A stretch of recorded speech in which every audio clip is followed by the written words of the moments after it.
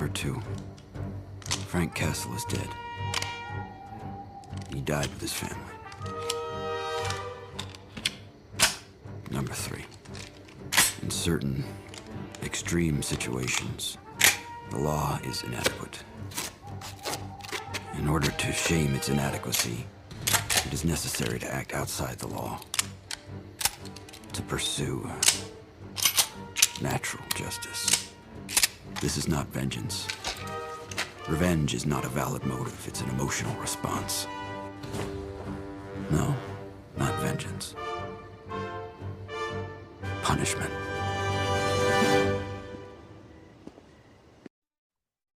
Welcome to the Superhero Cinephiles podcast. I'm your host, Perry Constantine, and welcoming back a returning guest and one of my favorite podcasters, and that's Anthony Desiato. Anthony, how you doing today? I'm doing well. Thank you for having me back, and thank you for having me back to discuss the movie we're going to talk about, because it was a fascinating rewatch, and I can't wait to talk about it. So we're going to be talking about the 2004 Punisher movie, which I thought was an interesting choice from you because Superman's obviously your favorite DC character. You do the Digging For Kryptonite show. And when we had you on before, talked about Spider-Man, who you said was another one of your favorite characters.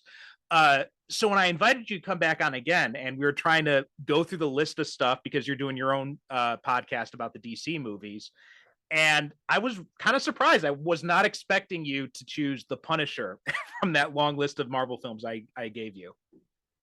Yeah, I get that. And I was reflecting on that.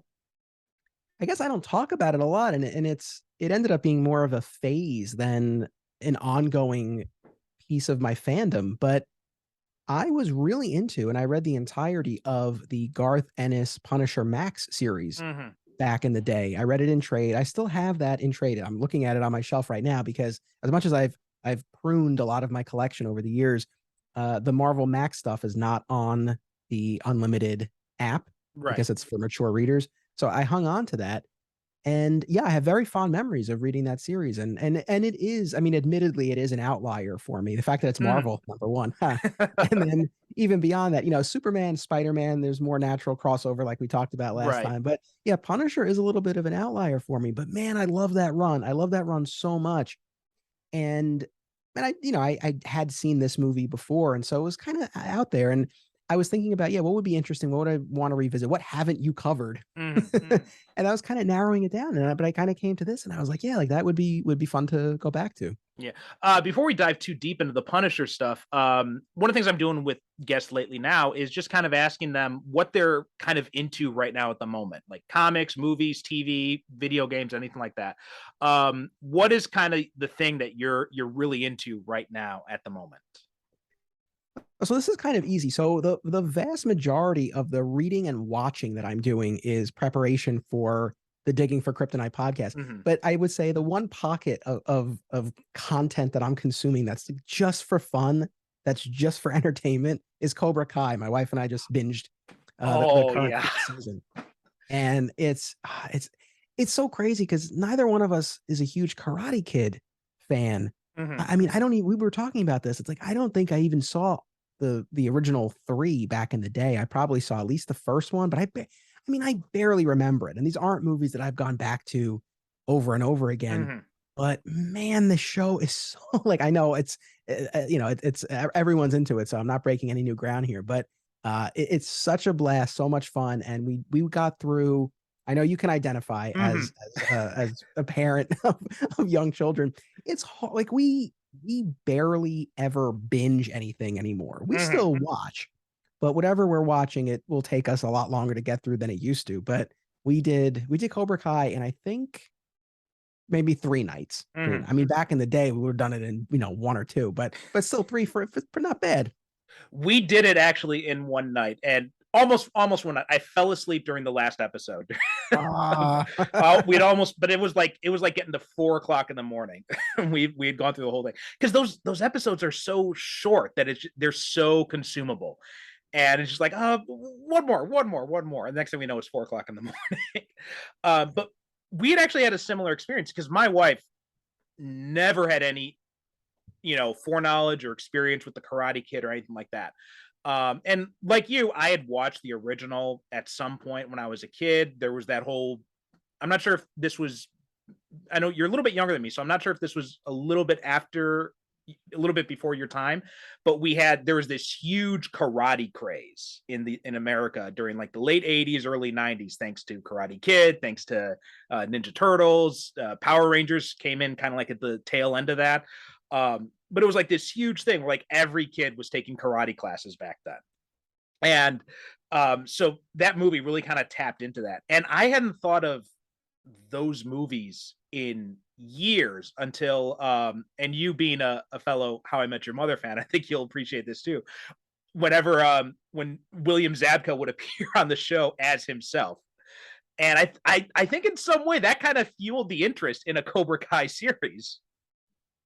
I think that's fair to say. I think that show, I think How I Met Your Mother really paved the way for that. And especially this idea of, you know, as much as it was played for laughs, coming from Barney on How I Met Your Mother, but this whole idea of looking at the Karate Kid from the perspective of Johnny Lawrence.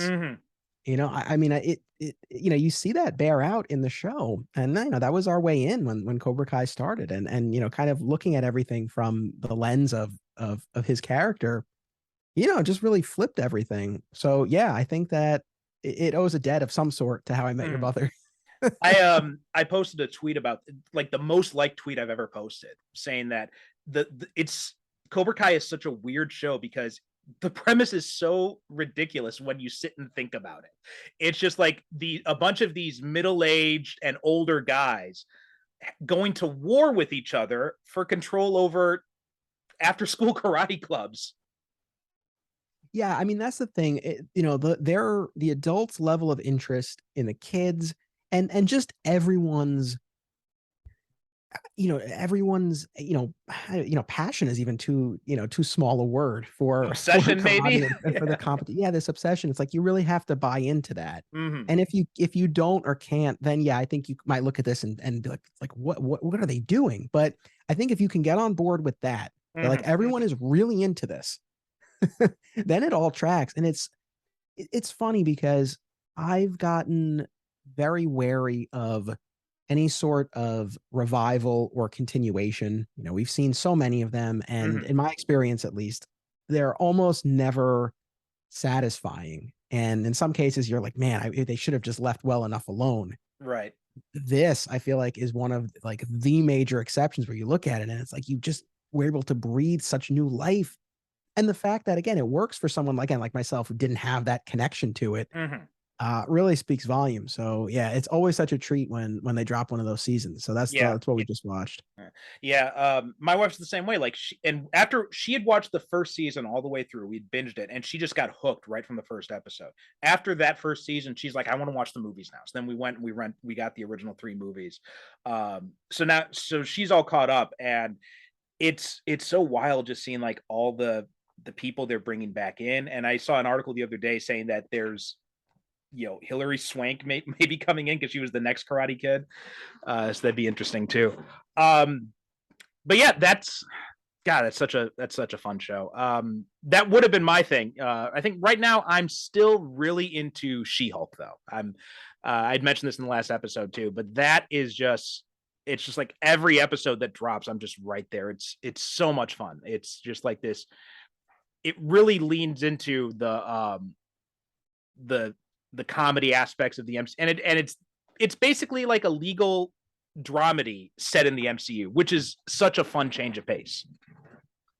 Yeah, that's actually, believe it or not, we are current on that as well. We've been watching that essentially weekly as it's been coming out, and yeah, it's been a ton of fun. And I'll be honest, I mean, I've gotten pretty burnt out on the MCU generally. Which I think might play into the conversation we have about Punisher, and I found it so refreshing in a lot of ways. But I think it really speaks to the strength of She-Hulk that I'm watching that and really enjoying. And I think one of the reasons I like it is, even though certainly we get nods and cameos and stuff like that, it really feels like its own thing, and it's doing its own thing. And yeah, it's a lot of fun. And my wife and I, we were also really into Orphan Black. Okay, yeah. So we're big fans of her, and getting to see her do this, it's a lot of fun. So that's been great too. I've been hearing about Orphan Black a lot since She-Hulk came out, so that's something I'm gonna have to check out at some point. I'll just say this: and there's no spoilers or anything. So it ran for 5 seasons. The first couple are really, really strong. I would say that as it went along, her performances, so she's playing multiple characters, are always the highlight, and it's always worth watching to see what she's doing with these different characters. So it's always worth the watch. But I feel like as the seasons wore on, the show kind of buckled under the weight of the mythology that it was trying to create. And I don't think that was ever its strength. I think the strength was always in these different personalities that she was playing. So yeah, I feel like it kind of petered out a little bit, but those first couple seasons are even if you stop at that point, it's worth watching. I would definitely recommend it. Unfortunately, that's kind of a trend with TV shows. It's either they end too early or they go on too long. It's very rare that you find a TV show that goes just the right length. Yeah, that's true.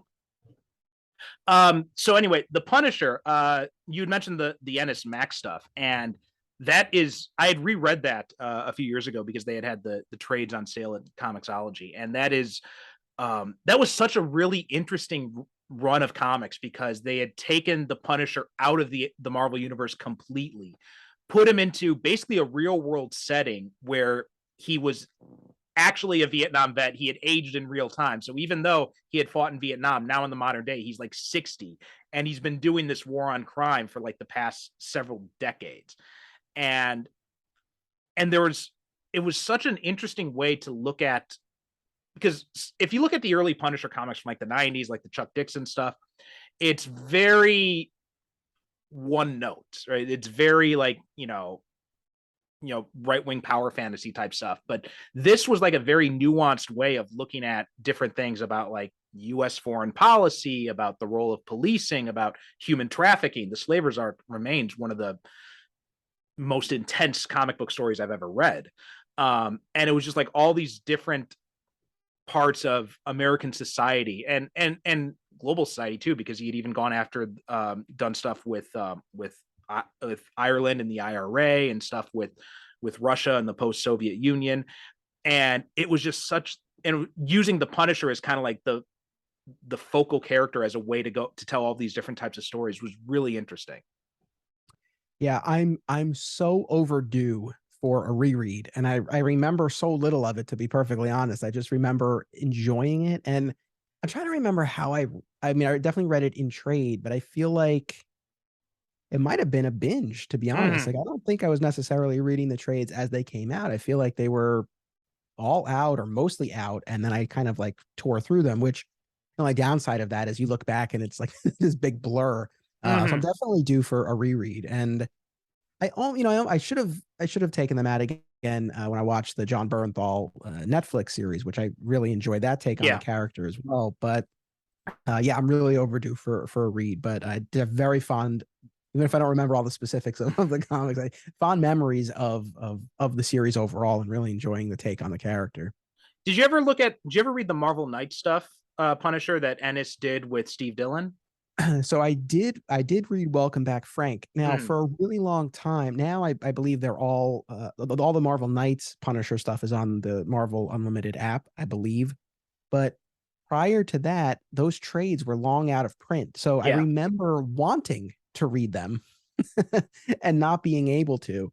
So unfortunately, I've never gone back and read the rest of it. But I did read Welcome Back, Frank, because that they kept in print, and I definitely had that. Yeah, I had that same problem a few years back where I reread Welcome Back, Frank, and I'm like, okay. And then after this, I remember they did this our Marvel Knights ongoing before they did the Max stuff. And you go online, and you had Welcome Back, Frank, you had the Max stuff, and there's this huge gap in the middle where they had nothing. And then finally, a few years back, they did finally put those back into print, so I picked those up as well. And yeah, that was a fun run. I'm not sure if you've ever read Preacher. Yes. Yeah, very similar kind of tone to like the Preacher stuff. And I think if you're going to be doing the Punisher in the Marvel universe, you really got to kind of lean into the absurdity of it. Whereas, and it shows what a great writer Ennis is, because it had such, the Marvel Knight stuff was very kind of tongue in cheek. It was over the top violence, whereas the Marvel Max stuff was very tonally serious. Yeah, I mean, again, I can't speak too much to the Marvel Knights, with the exception of Welcome Back, Frank. But yeah, I mean, to be able to kind of spin stories in those two different directions and have them work, yeah, really is a testament to him. So yeah, that's that Marvel Knights run is on the list. I'll get there eventually. I might have to make a podcast project out of it for myself to force myself to do it. I'll get there. Well, we do have the companion show where we talk about comics on this. So let me know if you ever want to do that. We can get that set up. Right on. Thank you. But so I was really excited about this. Is the second attempt. They'd gone through 3 attempts to bring Frank Castle to the big screen. You know, first it was Dolph Lundgren. I'm not sure if you ever saw that one. I have not. It's basically like a standard 80s revenge movie, but I feel like I got to go back and give it a watch again and give it because a buddy of mine had said that it's actually much better than he remembered. So I'll have to go back and actually sit down and give it a chance. Then you had this one, and then you had the Punisher Warzone with Ray Stevenson, which we had covered, I think last year or 2 years ago. And each one basically missed the mark in some ways. In fact, a friend of mine, guys, pointed out about the Lundgren film. He said if you actually kind of rework the order of these movies, it does kind of feel like you could basically get like an origin, like a consistent character arc if you rework the release order. Like if you look at this one first and then Warzone second and then the Dolph Lundgren one as like the finale, there's actually a pretty consistent character growth throughout the 3. That's interesting. Yeah, I've never seen the Lundgren one. I was trying to remember. I'm almost positive I did not see the Tom Jane one in theaters. Mm-hmm. I don't really know why, because I mean, I saw everything, especially comic book movies. Right. But I was thinking about it when this came. What was this? 2004? Something like that. Yeah. It's possible, depending on when in the year it came. Like if I was 16, 17, it might have been that I couldn't get in to see it because it was rated R. So that might have been why. But I definitely remember watching it on DVD. Just real quick, I do remember seeing Punisher Warzone in theaters on opening night. On opening night, the biggest theater in my town, and there were so few of us in that theater. I remember thinking like, oh, like this doesn't bode well for this movie. Yeah. And it was not an enjoyable watch. I've never gone back to it, but look, between what you and I have done when I've guested here and what I've done on the Superman show, you often find you go back and you watch these things and you don't have all that baggage that you initially had the first time you went in, all the expectations, everything that you're kind of pinning on it. And then you can go back with the passage of time and you might find something that you didn't totally appreciate. So that's why it was really, really fun and worthwhile to go back to this Tom Jane version. Yeah. The Warzone, it's an interesting watch. It's not a bad movie, but it's a very tonally inconsistent movie was the biggest thing I found when we rewatched it. Now this movie, I was so pumped for this movie because this was right when the Ennis stuff was coming out. I was buying those books monthly. So I was really into those at the time. And me and a buddy of mine, we had always done like our comic book fan casting among ourselves. Tom Jane was always our pick for Punisher because we had seen this little known indie movie called Thursday. I'm not even sure if it's in print anywhere, but it was with Tom Jane and Aaron Eckhart. And it's just Tom Jane in that movie, despite his blonde hair, we're watching that and just like, that's Frank Castle. That guy is Frank Castle. You dye his hair black, that is Frank Castle. And so when they cast him as Frank Castle, we were over the moon. And then when we saw this movie, I wanted to love this movie so much. And like anything back then, I'm not sure if you went through this, but in the early aughts, I was so pumped, at least me personally, I was so pumped that we were getting all these comic book movies that even though they weren't the best, I defended those things with my dying breath because that was all we had back then. And we'd been waiting for so long for anything even half as good as this. Yeah, that was a special time when, especially these early Marvel movies, we weren't yet into the MCU territory, and now it's such a finely tuned machine, and they crank these out and all that. But yeah, it was different then. I mean, I haven't gone back to it in a long time, but based on my memory, I would still defend the Affleck Daredevil movie, specifically the director's cut. But I defended the theatrical cut too, but especially the director's cut. There's a good movie there, and for people who are just like who totally wrote it off, it's like, nah, you're missing out. I think if you take the Elektra stuff out of the director's cut completely, it's basically it's a really good Daredevil movie. The Elektra stuff is just very extraneous, even especially in the director's cut. You take all that out, and the movie works perfectly well. Yeah, for sure. So like with this movie, like I said, I remember watching it on DVD. I don't think I ever owned it, but I might have, and then I sold it at some point along the way. It's like this isn't something that I've watched a lot. I mean, Mhm. once, maybe twice. Although the thing about this movie that's stuck with me more than anything else, and we messaged about this, was the soundtrack. Yeah. I remember in college, I actually commuted to Fordham. I didn't live on campus, so I had my commutes back and forth from Westchester every day, and so a lot of CDs went through the rotation there, Mm. and that was one of them. And so I'm a big fan of the soundtrack. Like that, oddly enough, stuck with me more than anything. And but so just last night, I sat down to rewatch this. I watched it on Peacock. It's streaming on Mhm. the Peacock app here. And it was just the regular theatrical cut. Have you seen the director's cut? Yeah, the extended cut, that's the one I've got. That's the one because I had the original theatrical cut. I bought that on DVD like when it came out. And then I think it was like a few years later they came out. I was in a DVD store and they had the extent. I'm like, whoa, there's an extended cut. What? And so I bought that right away. And it's a much I like the extended cut much better. Although some of the same problems that I found with the theatrical cut, they are also present in the extended cut. Whereas I think comparing to the Daredevil extended cut, which I think one of the things that it did well is it downplayed the Elektra stuff and it elevated the Kingpin stuff, so it made that like the central plot. Whereas this one, it's still the central plot's still more of this pretty much the same. It's just you have some extra stuff, like you get some extra stuff with uh I'm not sure if you picked up on this in the theatrical cut or if they'd mentioned it at all, but the reason that Saint found out about who Frank was because of his partner, because his partner had gambling debts and basically was forced to give him up. And so there's a lot of extended subplots with that. And I think that's most of where the extended scenes come from. Gotcha. Yeah, watching the theatrical cut, you would have no idea. Saint is just given that folder and it says Mhm. classified, but you don't know where it comes from. But I was just reading IMDb trivia, and it mentioned that about the director's cut and this whole bit about the partner selling him out because of the gambling debt. So I might track down the DVD because I was very taken with this movie. Like I really enjoyed the experience. Again, my memory of it wasn't necessarily a negative one, but at the Mhm. same time, this wasn't a movie that I really held up as one of the great comic book movies. And I mean, Right. to be honest, I still don't know how, what category it would fall in for me, but it was just sort of like, yeah, it was solid. Like it was better than Mhm. the one that came after, Yeah. not Yeah. as good as the John Bernthal Netflix. That was sort of my overall view of it.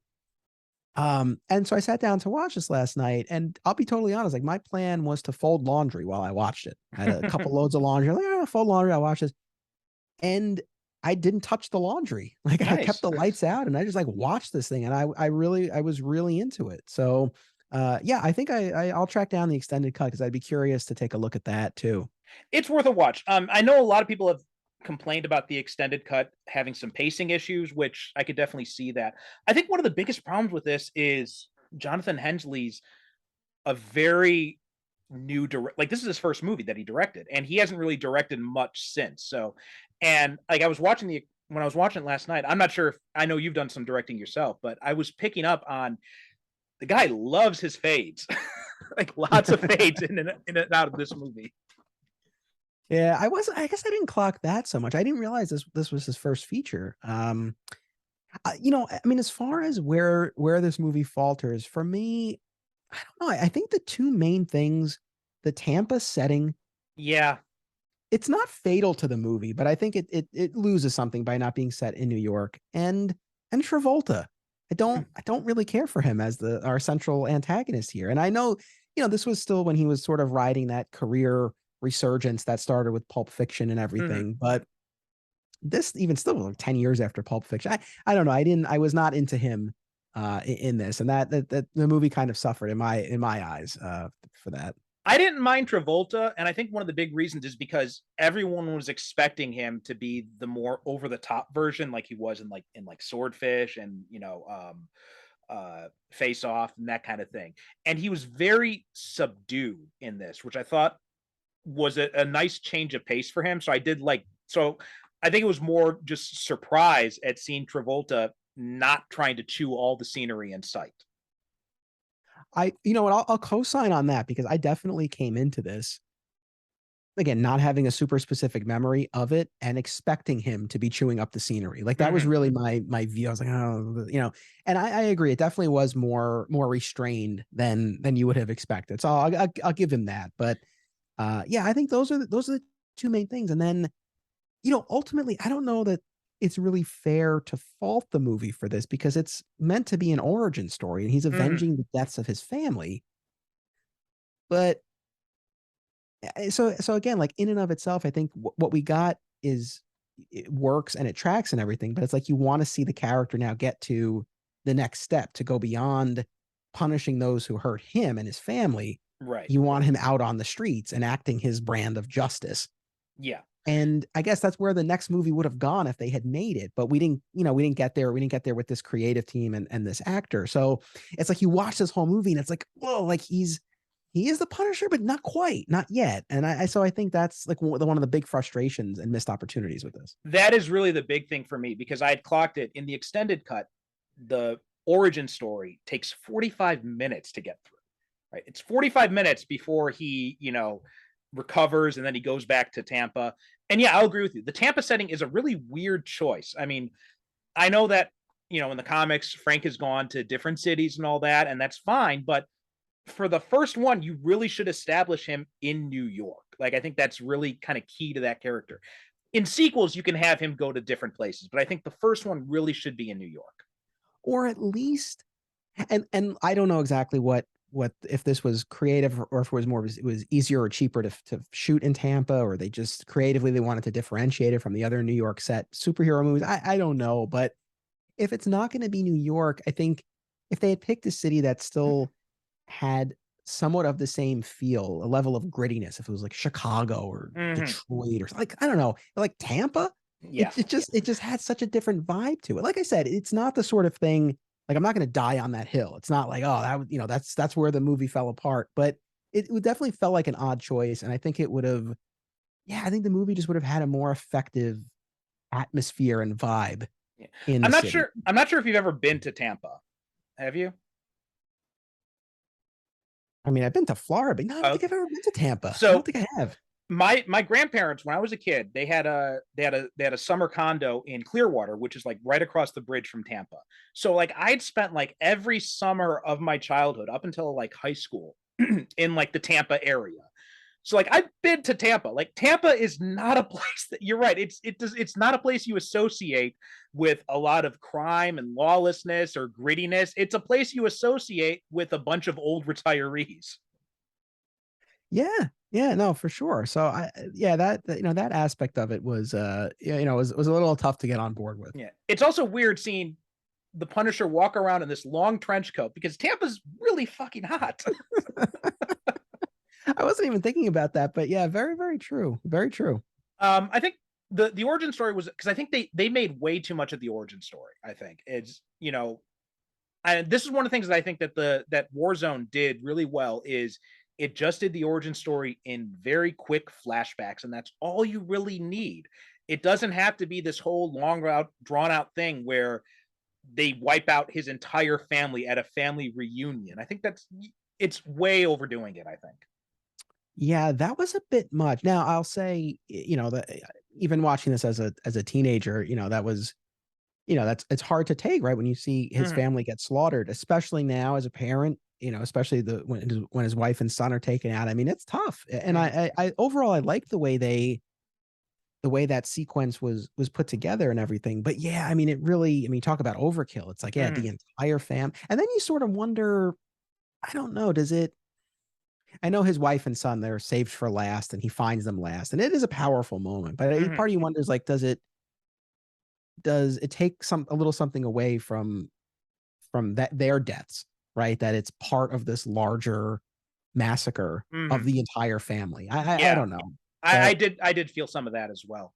I think also making him an FBI agent was also a mistake because with the Punisher's basic origin story, you know, he's, you know, he's been discharged, he's out of the army, and then he comes back home, and then it's this random act of violence, and which drives him to continue going on to hunt all these different, because he's not going just after the people who killed his family, he's going after criminals in general, people who hurt the innocent in general.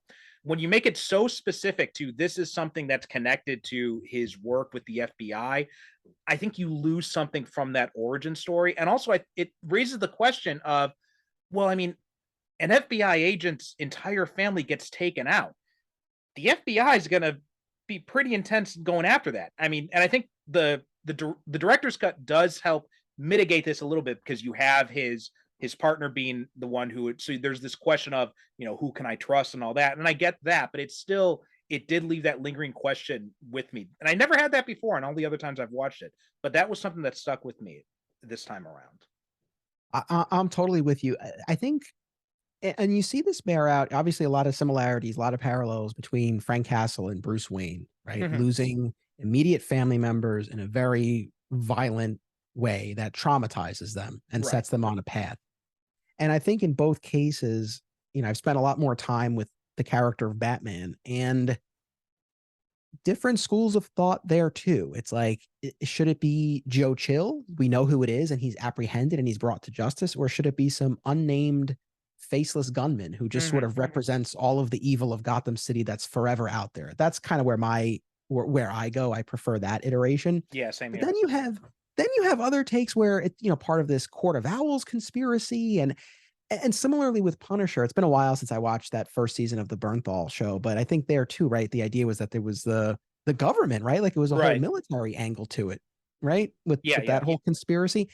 And that's the thing. I feel like I understand to an extent, right? Where you want to try to build it out more, add more layers to it, find a new way to tell the story, put a different spin on it. Like I get that. But at the same time, there's something very primal and very elemental about the story as it is. And I think when you add these layers of intentionality or conspiracy, I feel like it takes a little something away. So yeah, I'm with you as well. And I think when it is more of that random act of violence, regardless of which character you're talking about, it makes their subsequent war on crime. They have very different methods, but like it makes that war, that general war, right? It tracks a lot better, makes more sense. Like that's what they're after because of what they experience, as opposed to this very specific targeting. Absolutely. Yeah, I felt the exact same way. It's another thing with this movie is I feel like if you're gonna be trying to adapt the Ennis Welcome Back Frank stuff, go full out, right? Like go over the top. But when you're trying to work in the Russian and all this, and the Russian's a very over the top character in the comics. And we get a little bit of that too, that over the top stuff with Harry Heck, with Mark Colley coming in and playing the song, which I love that scene too. And that was my favorite song from the soundtrack even too. Yes. But I like that kind of stuff. And I'm like, lean more into that, like lean more into the absurd stuff. Don't just, don't hedge your bets so much, I think. Yeah, that's fair. That's fair. Yeah, I mean, it's tough. It's one of those things. Again, not to always compare to the MCU, but these Marvel movies now have gotten so comedic, so comedic. You might be able to tell that's not necessarily my preference. I like some humor, but I feel like they've really, kind of gone, in that direction. And so, you wonder if there's a little bit of tension here where they, wanted to inject some humor, but they maybe didn't feel like they wanted to. I don't know. I mean, it's hard to say, but yeah, like those scenes in the diner and with the Russian, are two of my favorites as well. Yeah, I like those scenes. I just wish that we had, if we're gonna go down that route, go full out. Like have the Russian be like, talk and have like the same kind of like bombastic personality he had in Welcome Back Frank. But I think when they're trying to ground it, then the Russian just seems like he walked in from a different movie.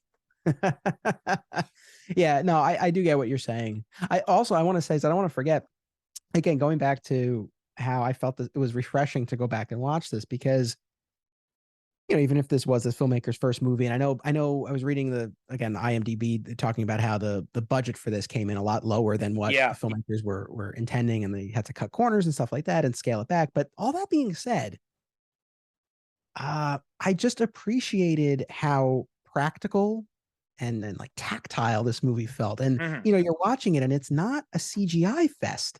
You're actually seeing practical stunts, and also much more grounded, smaller scale personal stakes. One of the things that drives me nuts with a lot of the current crop of superhero movies, it's like always the fate of the world or the universe or the multiverse. And I know the spectacle and the scale, like I know that's a draw for people. I can appreciate that. But at the same time, sometimes I find myself having a hard time like really connecting with some of these stories. And you look at something like this, and this is a very, there's something very visceral about this story, and then the path that he goes on, and the not revenge, I suppose, but the punishment that he enacts on this family. And it's really satisfying to watch. And it's very, huge stakes on a personal level, but small stakes compared to what we see in all these movies. So the practical effects and just the groundedness of it, I really enjoyed, especially compared to what we see now. Yeah, I'm with you on that. I do, I mean, I love the spectacle and all that, but I think there is something to be said about, some simpler stories, right? Not everything has to be a big end of the world thing. I think that was one of the things that disappointed me about the third act of Shang-Chi, where, it's at the primal level, it's about this son fighting the expectations of his father, and that should have really been at the core of that movie, but that got kind of lost in the shuffle in that third act when you have dragons and these, mystic armies fighting each other. Yeah. No, I'm with you, man. And well, the Spider-Man movies I think are a great example of this, right? It's like every single one, even before the MCU, like the Raimi films had this too, and also the Mark Webb films had this too, where it's always like the whole city has to be in peril, and it's like it doesn't have to be that way. The Batman even I think had this kind of problem in the third act, because up until the third act, I thought it's very nice, tight story. You've got the Riddler going around killing people and taunting Batman with these clues. But then we have to have these breaking down the seawalls and having the Riddler's army invade. I think that it pushed it too much for me. Yeah, I mean that movie, yeah, that still worked for me, as opposed to, yeah, like Shang-Chi, I think I kind of overall enjoyed it well enough, but it definitely, I didn't walk away from that as high on that movie as I wanted to be. Whereas the Batman, I was still invested in throughout. But yeah, no, I think there's a lot to be said for again having some variety in these movies in terms of what we're dealing with here. So I mean, yeah, I really appreciated that about this movie. It's unrelated to superhero movies, but I think one of the reasons why Casino Royale is one of the best Bond movies is because it does that, right? It's not about, some doomsday weapon. It's just a high stakes poker game. So this terrorist can, avoid getting killed by the people he owes money to. It's, it's really funny with the real quick tangent, but with Bond, I had never been a huge Bond guy. I probably had seen some of the Pierce Brosnan ones when I was a kid, and I played GoldenEye, but I was not a Bond guy. And then Casino Royale came out, and I went to see it in the theaters, like just the way I would another movie. It wasn't because it was Bond. I was just like, oh, like this looks cool, and I loved it. And I still haven't seen the final Daniel Craig one yet, but all of the subsequent Daniel Craig movies, I'm just like, none of these are really I mean, I like some more than others, but they never really did it for me the way Casino Royale did. And so, but like hearing you talk about it, it's like, yeah, that's true. I mean, I think it really was in its own category. Yeah, and that was kind of a trend with the recent Bond movies, because Brosnan had that too, where the first one was like this amazing outing, and none of the other ones lived up to it. But I was a Bond fan from way back because my dad loved those movies, so like I had watched all of those growing up. But going back to this movie, what did you think of how they handled the three neighbors? I liked it overall. I think that we talked about restraint with Travolta's performance. I thought that there was a fair amount of restraint here. It's like I guess maybe the thought would be it would be too oppressively dark if he's just on his quest and barely speaking or communicating or articulating anything, or kind of having the audience, not having explained for the audience, right? But like viewing the character through someone else's eyes. So Right. like I think these characters serve a vital function in the movie. But where I appreciated the restraint was that, you see that there's a level of him caring for them, but I feel like it would have been very, very easy for this movie to, really have him become far more invested in the relationships with these neighbors, for more of a romance to develop with the Joan character. And they held back on that. And even the fact that he leaves at the end, like this, so I like that aspect of it. I guess I appreciated the role that they served, and I'm glad that they didn't, go into the, I guess, like the easier Hollywood version of the story. What was your take on it? I'm with you. I think there's because that was one of my big worries when I saw the trailers. Like I was worried they were going to have, some sort of like romance subplot between him and Joan, and it was a really weird choice because I'm not sure if you remember in Welcome Back, Frank, but Joan is a very different character, right? She's called Joan the Mouse in that series because she's so meek and just shy. And when you say that you're going to have Wreck-It Romaine play that character, I'm like, that's a choice, okay, but they basically, she's a completely different character in this, and I thought that the way they handled her character here, and I thought Romaine's performance was really good. I thought she did a really good job with what she had to work with here, and it made a lot of sense why she'd be kind of drawn to Frank in this way. But I did love how he keeps her at arm's length. He keeps all of them at arm's length, and that was something I thought, it was not what I expected, but I'm glad that they went with that route. I did feel that, and maybe this was the thing about the extended cut, I'm not sure how much of this was in the theatrical cut, but I did feel like some of it went a little pushed too much, like the whole Thanksgiving scene was a little bit much. And also Dave's line about your family. I'm like, yeah. I had that line jumped out at me too. It's like, all right, buddy, pump the brake. Now, yeah, from Dave's perspective, right? Clearly, Frank made a very powerful impression. He's like, no one's ever stood up for me before, and all of that. But yeah, your family thing. I mean, I guess it's a matter of perspective, and we don't have his whole backstory. And his mother had been in prison. I think was right. the thing that he was thankful for, that she had just gotten out. So, we don't know exactly where he's coming from. The fact that they're all under the same roof, even though they're in different units and everything, maybe for him that's enough. But yeah, your family thing, it's like we're getting there. Really, I feel like we've skipped over a lot here. Yeah, I also thought I was wondering, and I never caught about this before, and this might be kind of a minor quibble, but I think I did find myself wondering, I'm like, what kind of building is this where he'd constructed this elevator beneath his apartment in this otherwise building that's falling apart? Yeah, there's that. I mean, I will say one more thing with Dave. I remembered vividly from the first time I watched it, was when Saints guys rip out the lip rings and the eyebrow. Yeah. That was rough. And at the same time, and this is being nitpicky, but it's just like, why couldn't they have tried to convince Saints guys that Castle left? It's like, he left. I don't know. We don't know the guy. He left. Again, I still think the end result would have been the same, but it's like, I don't know. I'm sitting there. It's like, try something. Like, they're so, like, that's the thing. And you appreciate the loyalty. And they're so quick to be like, we're not telling you anything. But it's like, well, try to tell them something. And like, I know. Get them out of here. that always jumps out to me. It's like, we're not telling you nothing. I'm like, dude, you could just say, like, we just live here. We don't know where the guy is. And the thing is, it's like, after the fight with the Russian, Frank collapses at the bottom of the stairs, right? It's plausible. Like he crawled away. Yeah. So, and then the other thing that kind of ties in with the building to an extent, I guess, is it was one thing that was weird is like Saint is trying to find Castle. They don't know where he is, but every assassin that they hire like finds him super easily. I guess these assassins are just really good trackers.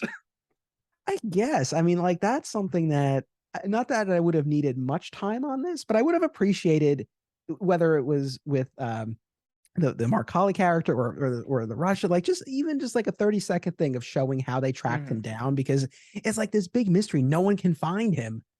and they just keep tracking him down, no problem. And then kind of along the same lines, if we're talking about gripes, uh, it was a curious choice to me, I guess, in terms of military strategy to reveal that he was alive Yeah. to everyone. And I get that it's like, okay, he wants Saint to know, like, I'm coming for you. I get that. But it's all, I don't know that that really rings true for me, especially for this character. Yeah, I think it makes more sense in the extended cut when you have that whole subplot with Weeks and him betraying him, because you get the sense that because in the scene when he confronts Weeks at the end, you know, Weeks asks him, "How long have you known?" And he says, "Oh, for sure." And he's just like, but which implies that he's been known, he's suspected all along. And like he's had several interactions with Weeks since he came back, and you get the sense that he's doing this to learn more about what Weeks is up to see if he can intimidate him into revealing something. And so it did make a whole lot more sense there. But you're right, it is a questionable strategy if your whole thing is trying to get back at this guy. And also, that is also the problem with the whole FBI agent thing, where if the FBI agent comes back and he's alive, I'm an eyewitness to my family's massacre. You think the FBI would take that a little bit seriously from one of their own. Yes, yeah. So I think you do have a couple of issues there. This business with him being an FBI agent. One of the Max stories that I do remember is the Bourne miniseries. Oh yeah, yeah. Where we get this idea, and I haven't been reading the current comics, but I've been reading articles here and there, and it seems like they're taking this even a step further in the current comics. This idea of sort of the Punisher existing within Frank even before his family is killed. Yeah. Right. Like in Bourne, it's this idea that in the war, like there's this beast within him. And then again, from what I've been reading about the current comics, I could be totally off on this, but it seems like they're kind of delving into his childhood and that this was a part of him from even earlier on.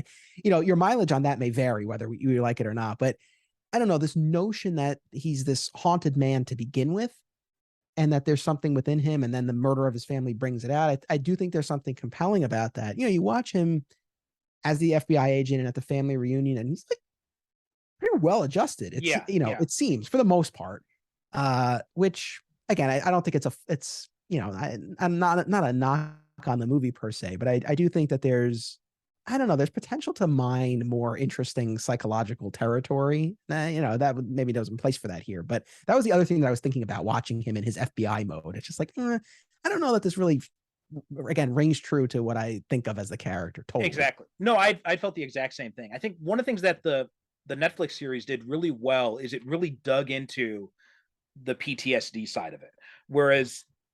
And that would have made so much sense in this setting, why he doesn't trust anyone else in the FBI, why he wants it to be known that he's back. All that stuff would have made so much more sense if they had played up that PTSD angle. I think they had ideas to do some of that because they had this scene in mind in Iraq or in Afghanistan when he was in the Gulf War. So it was Iraq. And there would have been like this big intense firefight scene or something, but they didn't have the budget because they kept slashing the budget, as you'd mentioned. And the extended cut, they do it as kind of like an animated thing, but it's not quite the same. So I think the film loses something. And I think if you would cut out a lot of the family reunion stuff, we could have focused more on the PTSD stuff. Yeah. Oh, the animated thing. Now that's really ringing a bell. And now I'm like, did I see the extended cut? I don't think so. Well, it may have also been, I think it may have been an extra on one of the DVDs. So it may have been too. So maybe that was it, because that's definitely ringing a bell. Okay. Yeah, maybe that was the guy. So I probably did. I feel like maybe I did own the DVD. Otherwise, it would have been what, 2004, 2005? Yeah. Netflix in the mail or Blockbuster? Might have been, yeah. Would have been how I saw it. And we haven't talked a whole lot about Tom Jane in general here. What was kind of like your overall impressions of him, especially because, even though we've had so few Punisher productions, we've had so many different actors playing this character. Yeah. I think it speaks to the strength of his performance that as much as the John Bernthal one is my favorite and is far more recent, and you spend a lot more time with him over the couple of seasons, but I really enjoyed Jane's version, the physicality he brought to it. I mean, he really, beefed up and looked the part, and the voice, the intensity. I bought into it. Now, obviously, I want to know what you thought. But have you ever watched the HBO show Hung? No, I haven't, but I've been curious about it. So what's funny about that is, so that's where he plays a gigolo, and in the show, what's funny is his co-star in that is Eddie Jemison, who plays Mick. Mickey, yeah. Mickey I read that in the trivia. Yeah, and so in Hung, the Mickey character is the new husband of Tom Jane's ex-wife, played by the late Anne Heche. So it was, and I didn't watch all of that HBO show, but I watched, I think, the first season of it, and so yeah, it was funny now to go back and watch this and see the two of them share the screen. But yes, what was your take on Tom? I know you said you were a fan back in the day. Did his performance hold up for you? Yeah, I think as much as I love Bernthal's really playing a different character from the comics, I think. And I think you kind of have to do that if you're doing a TV show about the Punisher, because the Punisher is not much of a character. He's more of like a force of nature, which I think Ennis really captured well in that Max run, because it's just like he's not really the character who grows and changes in those stories. It's the other supporting characters who do. Whereas so if you're going to do a TV show around that kind of guy, you really got to give him a personality, and he doesn't have one of those really in the comics. And I thought Jane did a really good job of capturing what I think of as Frank Castle in the comics. I thought he had managed to really get that intense, especially, and I think this is one of the ways where one of the things I like about having him showing his pre-Punisher life does work, is it shows that contrast between the two, where you see him, like you had mentioned, he's this regular, seemingly well-adjusted guy. And then after that, he's this, hard drinking, he's, grumpy all the time. But he's got that spark of humanity in him somewhere still, which is why he helps out with Joan and Dave and all that kind of stuff. So I think that I thought he did a really good job. He's still, if you're talking overall performance, Bernthal is my favorite. But if you're talking comics accurate portrayals, I think I'd have to give it to Jane. Yeah, that's fair. No, I would echo everything you said. And just a quick side note, as far as the hard drinking, Wild Turkey is his bourbon of choice, which I am also a big fan of. That's probably my number one or number two. So it was funny to see that in there. I'm much more of a Scotch guy myself, but I did. Fair enough. But I did. In fact, I don't think I'd ever seen Wild Turkey before this movie, and then after that, I was seeing it. Like, it's one of those things where where you see something in a movie and then you notice, oh wow, this is a lot more ubiquitous than I realized. Yeah, I will say I'm partial to, I think he was drinking the standard Wild Turkey. I'm partial to the 101 and the rare breed. So some of their variations. But yeah, no, it was cool to see it. Yeah, I mean, and again, just as far as him in this, it's like you really bought the strategic mind, the military approach, when you see him outfitting the car and the apartment, and it's also he walks a fine line, because he's, again, in terms of the physicality, I feel like, imposing enough that you buy him taking out all of these characters. But when he's getting his ass kicked by the Russian, and of course that's an exaggerated circumstance because the Russian is so over the top, but still, it's like you buy him in that context too. I feel like he really was able to walk a delicate line there. Yeah, absolutely. I'm glad you mentioned the military strategy thing, because that was something else I appreciated about this. Because I think too often there's just this view of the Punisher. It's just like, oh, he just goes in guns blazing and all that. And yeah, there are times when he does that, but for him to have killed as many people as he has for as long as he has, he's got to have some strategic instincts. And I did like that you did see him employing strategy in this. The whole thing where he's manipulating Saint against his wife and against what was his henchman's name? I'm blanking on it now. The Will Patton character. I thought all of that was really well done. I'm blanking on it too. Will Patton came to mind. Will Patton. That's all I can remember was Will Patton. Which I did think I loved him in this movie too. I thought he did a great job. I thought he was a really good villain, and I'd almost found myself wishing that he had played the main bad guy. Yes. Oh yeah, 1,000%. I'm with you on that. I think that would have been the better casting. But yeah, that's the thing. Yeah, this whole thing that Castle sets up, like you said, right, making Saint think that his wife is having the affair.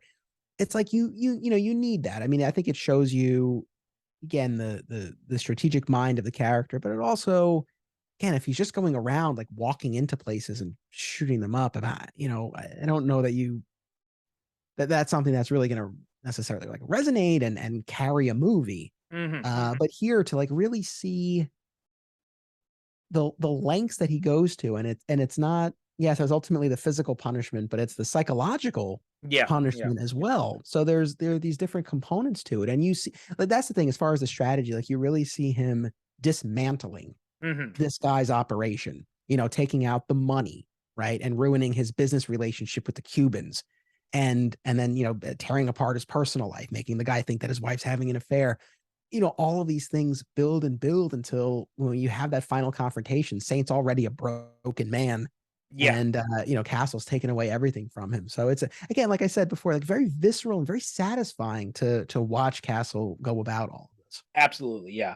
I also liked seeing Laura Herring in this. And I remember her. I'm not sure if you ever seen Mulholland Drive, but she was in that, and just that was like one of my favorite David Lynch movies ever made. And so I just wanted to name drop that real quick.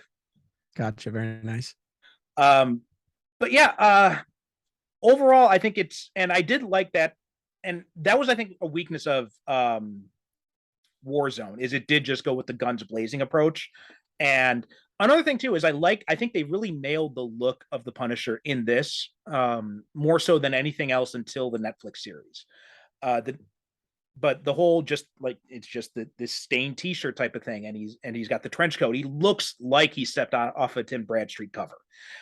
And I thought that was really well done. And especially when you compare it to Warzone, because he's wearing this really heavy vest, and with the high collar, I kept thinking that he's wearing a neck brace every time I saw him in that movie. Yeah. I do remember that. Yeah. I don't know, especially after watching this, I am more curious to rewatch Warzone and to finally watch the Dolph Lundgren one and just, compare. Maybe I will do that. Maybe I'll check out the extended cut of this and the other two movies, because I feel like I'm kind of in a zone now, no pun intended. Yeah. I mean, don't have your expectations too high, but I think they're worth a watch. Yeah. Yeah, look, again, with Warzone, I just have the memory of that one time that I saw it in the theater on that opening night and being like, this is terrible. But I'd be curious to watch it again. And again, not expecting a masterpiece. Yeah. Let's see, anything else I wanted to mention about this? Well, I think the line about the punishment, right? I did like that line, and it shows him, writing stuff down in the war journal. I did like all that, but I did feel like and it's a good line. I'm not it is a really good line. This is not vengeance, it's punishment. At the same time, though, in this context, I'm like, really, dude? I mean, it seems like vengeance to me. Yes. And that's the thing. I had the exact same thought, where it's like, cool line. Don't know if it really applies here. And maybe that's where it's interesting, right? Like hearing you talk about the extended cut, and it's the subplot with his former partner betraying him. I mean, maybe that's a missed opportunity. Maybe instead of that again, deleted or not, the fact that you had this subplot, but it was still someone targeting him, acting against him specifically. I feel like there was room, regardless of which cut we're talking about, to kind of show him punishing others, even if it doesn't have anything to do with him. And you get that. Really, I think the only instance of that is the ex-boyfriend of Jones, who shows up, looking to get into her apartment and slaps Dave around, and that's when Frank stands up to him. And so you have that, but I don't think that you can't hang too much on that. I feel like you needed to see more of him operating beyond what's been done to him. And then I think that line works better. Yeah, absolutely. And even in the scene with Jones' ex-boyfriend, that it feels like if he wasn't in that place at that time, he wouldn't have gotten involved. So I think that also, if we saw him actually going out and trying to find people, that would have definitely helped out a lot. I mean, I think if there's a really good movie, if it was kind of a similar thing I said with Superman Returns and Man of Steel, there's a really good movie in Punisher and Warzone if you mix and match elements of them together. Yeah, fair. I mean, that's fair enough. And I guess the other thing that I wonder with that line in particular, maybe it would have worked better at the end. Maybe if the line had been something along the lines of, this was revenge, but I realized that this is not, this is not the path forward. It's something like that. Because again, I think when you look at what he's actually doing, it's hard not to see it as revenge. Yeah. Also, that last shot, when I thought it was a weird choice, because Hensley had said that he didn't want any music at the end there because he didn't want it to be like a typical superhero ending. At the same time, it feels like a typical superhero movie ending. So when you get to that black, you're like, wait a minute, I feel like there's something missing here. So I think they kind of structured that to be too much like this big dramatic ending, where I think it would have worked better if we had seen him in like Punisher mode, like, going after some crooks or something like that. And then like we see like, him pointing a gun and like, call me the Punisher, and then fades to black and gunshot or something like that. Absolutely. Yeah. The lack of music there, I can appreciate the choice. And I read that too. And that makes sense. Although counterpoint, you can have music. It just, maybe it's not going to be the soaring superhero music that rouses us at the end of a movie. It could be different music, but you went with no music. That's fine. For me, it was just kind of like, why? It's like, it's a cool shot, but it's like, why is he just standing on the bridge? I agree with you. And I think had they gone with what you suggested, I think that avoids the awkwardness of the ending that we got. And it also, I think it addresses maybe our fundamental issue with the movie, where it's like you actually get to see him be the Punisher and enter this next phase. And again, to actually have it shown rather than told to us, because he tells us like, Frank Castle is dead, I'm the Punisher. But it's like, all right, we don't get to actually see him do it. So I think what you suggested, I think that would have tied everything together better. Absolutely, yeah. Now this movie didn't get any sequel films, but it did have two kind of sequels in a way. Did you ever see the Dirty Laundry short? I did, man. It's been a long time, but yes, I did. God, that was such a perfect example of Frank Castle. And I thought that was, when I saw that, I'm like, God, why can't they bring him back? I know, that's the tough thing with with these movies, when they don't accomplish what they need to, critically or commercially, but there are very strong ingredients there, especially when you're talking about an actor. Yeah. I always seem to bring up the Snyder movies, but it's like, regardless of what you feel about the filmmaker, there does seem to be a lot of support for Henry Cavill as Superman. And yeah. And so it's like one of these things where it's so tough when you have someone who, really brings the character to life in a way that, people can really get on board with. And especially, I guess some would make the same argument of the Snyder movies. I won't go there, but especially in the case of like the Punisher with like this version of Frank Castle, it's like just at the point where he's fully the version of the character from the comics that you want to see more of, and you want to go with him on that journey, it just stops. Like it's really disappointing. Well, I think the Snyder films are a very good, I think that's a good comparison, even though, I've made my feelings on those very clear. But one thing we can definitely agree on is that Henry Cavill deserved to have a lot more movies as Superman, especially when we do get to see him in more Superman mode. I thought I'm like, oh, this is right there. We're right there. And then stops. Even Brandon Routh too is Superman too. That's the same kind of idea, right? Or Andrew Garfield as Spider-Man, like these characters who had these really great short outings as these characters. And it's just like right when they're right on the cusp of something amazing, it stops. And that is a real tragedy. I mean, I think one of the things I would think I would love to see is if you did almost like a Punisher Max version with Tom Jane, but instead of, setting it in the modern day, maybe setting it in that 70s post-Vietnam era. Yeah, man. I think that would be really cool. Or it's like, even if you did set it in the present day, I mean, now that he's older, it could be like that Punisher Max version where he's older and he, fought in Vietnam or whatever, however, you want to do it. But yeah, I don't know. For all the talk of the multiverse and seeing the variants and different versions of characters, I don't know. There doesn't seem to be much interest in bringing back this iteration. I think it's a tough one, because with a lot of these other characters, the multiverse component makes it a lot easier. Like, Fantastic Four, you can easily picture multiverse versions of them. X-Men, easy. Spider-Man, easy. Superman. But when it comes to the Punisher, such a grounded character, and you're talking about multiverse stuff, it feels like you're losing something there. Yeah.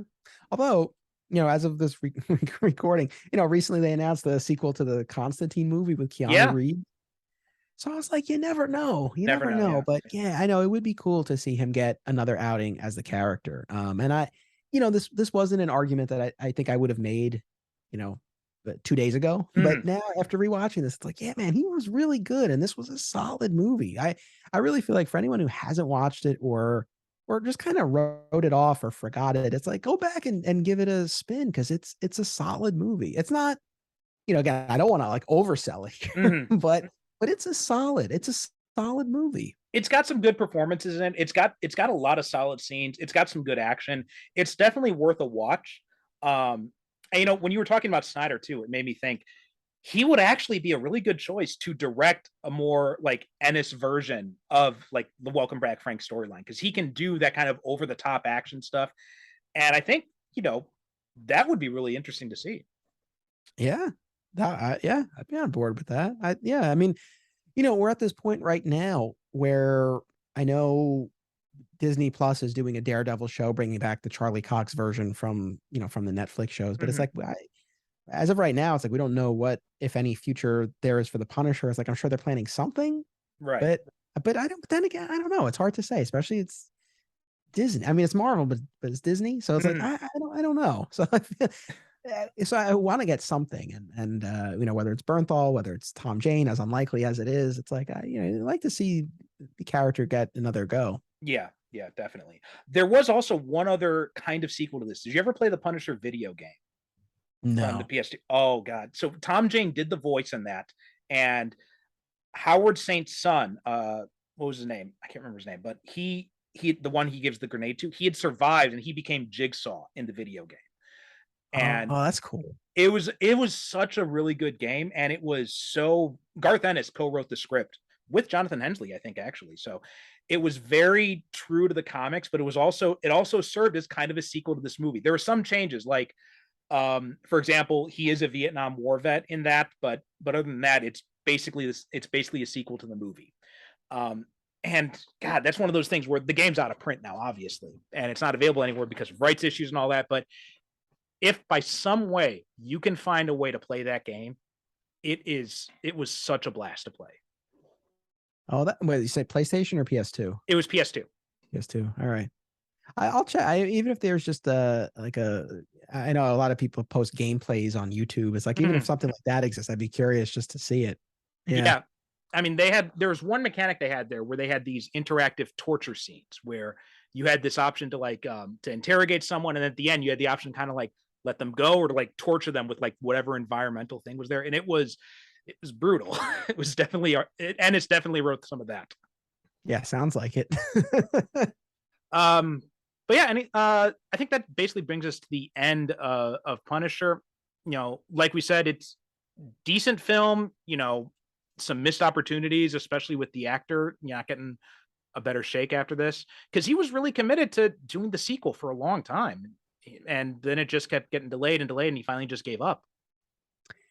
It's like when you kind of pull together our various suggestions here, it's like, if this movie had been set in New York, if Will Patton had played Howard Saint, if you got the ending that you suggested where you actually get to see him in action against random criminals, not the people who killed his family, it's like few of those things, and maybe a little other tinkering here and there, but like I feel like those main pieces, I think this movie really gets to another level. Absolutely, but definitely. Even as it is, again, definitely worth a watch. And so thank you for having me, and thank you for the opportunity to go back and watch the movie, because I really enjoyed it, and even more so than I expected to. It was a cool experience. Well, thanks for requesting it. I definitely a lot of fun having you back on again. And tell people where they can find you.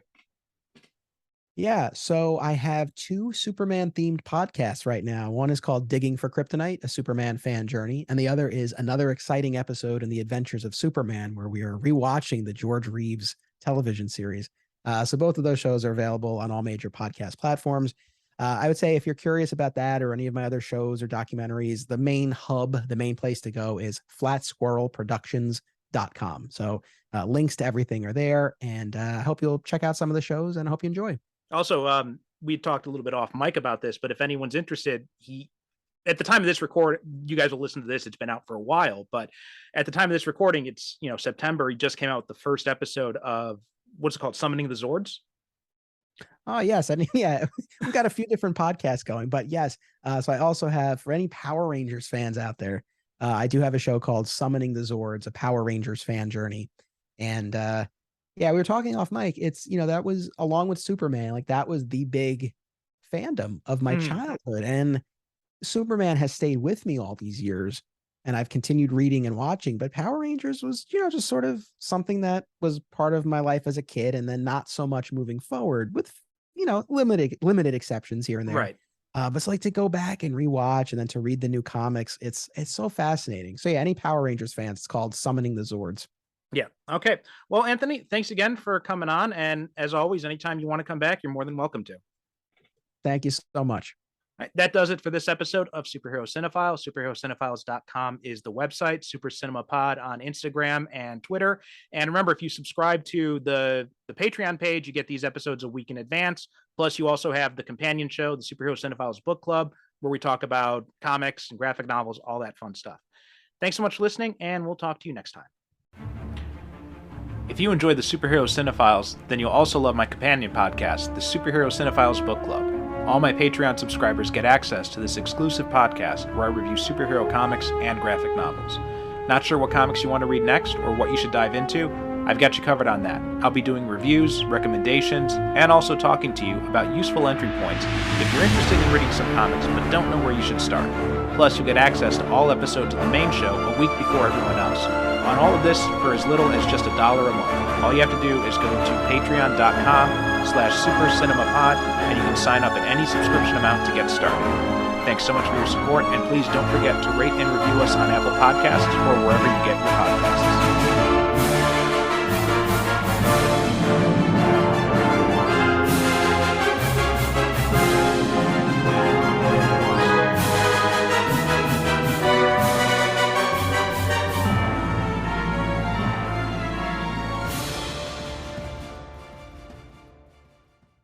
Thank you for listening. And as always, good night, good evening. God bless.